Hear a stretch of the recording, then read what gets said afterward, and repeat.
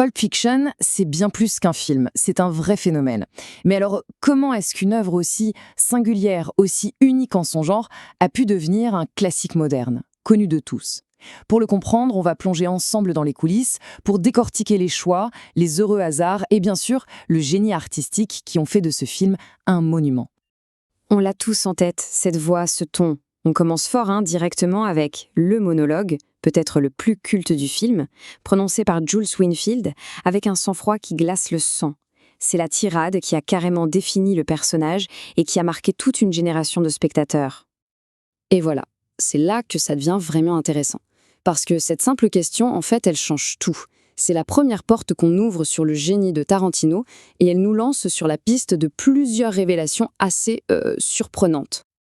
Allez, on attaque. On va voir que dans Pulp Fiction, beaucoup des éléments les plus mémorables, les plus iconiques, eh bien, ils ont été soit complètement inventés, soit laissés dans un mystère savamment entretenu par le réalisateur lui-même. Alors voilà, la comparaison est sans appel. Ce qui est complètement fou, c'est de voir à quel point Quentin Tarantino a trituré, ou plutôt réinventé, le texte original. En fait, il n'a gardé que la toute dernière phrase. Tout le reste, c'est de la pure invention, juste pour l'impact, pour le style, pour le cinéma. Mais attendez, ce n'est pas tout. Parce que Tarantino, en cinéphile absolu qu'il est, n'a pas sorti ça de nulle part. Non, il est allé piocher son inspiration d'un obscur film de karaté japonais qu'il adore. Ça montre bien à quel point son cinéma est un dialogue constant, un hommage permanent à toute l'histoire du 7e art. Ok, donc on a le mystère du verset biblique réécrit. Ça, c'est le premier grand secret du film. Mais il y en a un autre, bien plus célèbre encore, qui alimente les débats depuis des décennies. Bien sûr, je parle de la fameuse mallette et de sa lueur dorée. Et alors là, les théories, c'est un véritable festival. Il y a la plus connue, bien sûr, l'âme de Marcellus Wallace, à cause du pansement qu'il a sur la nuque et du code 666 pour ouvrir la mallette. D'autres sont convaincus que ce sont les diamants de Reservoir Dogs, son premier film. Un petit clin d'œil, quoi. Et puis, il y a les plus fantaisistes, disons, comme celle des tickets d'or de Charlie et la chocolaterie. La vérité, en fait, c'est qu'il n'y a pas de réponse. Et c'est justement ça qui est génial. Tarantino a voulu créer le MacGuffin parfait, un terme qu'Hitchcock adorait utiliser. L'objet en lui-même n'a aucune importance. Ce qui compte, c'est que les personnages le veulent à tout prix. Et c'est cette quête qui fait avancer l'histoire et qui nous captive. Bon, on a parlé des mystères du film. Maintenant, on passe à ce qui a vraiment tout changé à l'époque, sa structure narrative. Cette histoire racontée dans le désordre, c'est un véritable puzzle qui a complètement redéfini les règles du jeu à Hollywood. Et pour comprendre comment il y est arrivé, il faut s'imaginer la scène. Tarantino n'a pas écrit son script de la page 1 à la page 120. Non, non. Il a écrit des scènes, comme ça, sur des feuilles volantes, puis il les a toutes étalées par terre, chez lui. Il les a déplacées, inversées, réorganisées, jusqu'à ce qu'il trouve l'agencement parfait, le rythme unique qui est devenu sa signature. L'effet sur le spectateur est incroyable. Pensez-y, on voit un personnage principal, Vincent Vega, se faire tuer au milieu du film.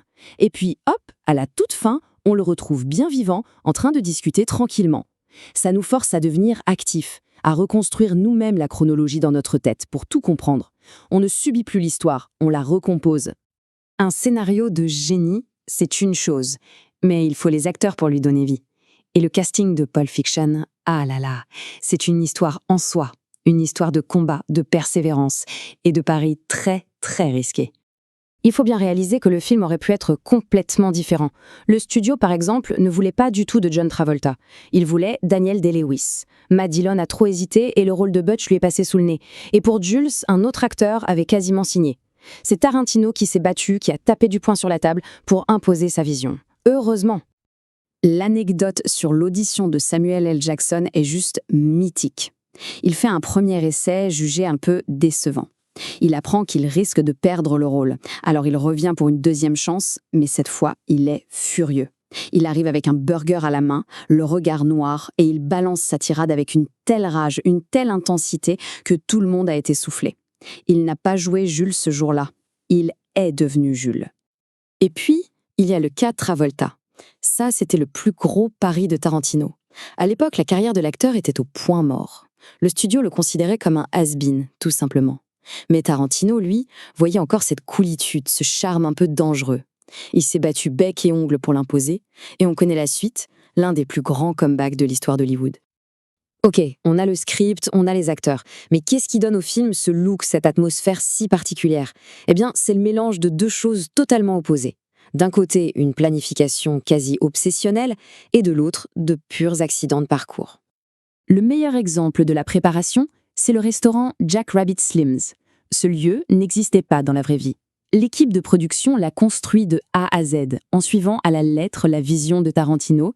Chaque petit détail a été pensé pour créer cette ambiance 50 parfaite. Et c'est ce qui rend la fameuse scène de la danse encore plus inoubliable. Et à l'opposé de cette planification millimétrée, on a le pur hasard.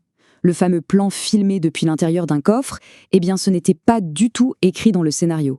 C'est en faisant des tests de caméra qu'ils ont découvert cet angle. Ils ont trouvé ça cool, ils l'ont gardé, et c'est devenu l'une des marques de fabrique de Tarantino. Et des accidents géniaux comme ça, le film en est rempli. Les pas de danse du twist, c'est John Travolta qui les a en grande partie improvisés.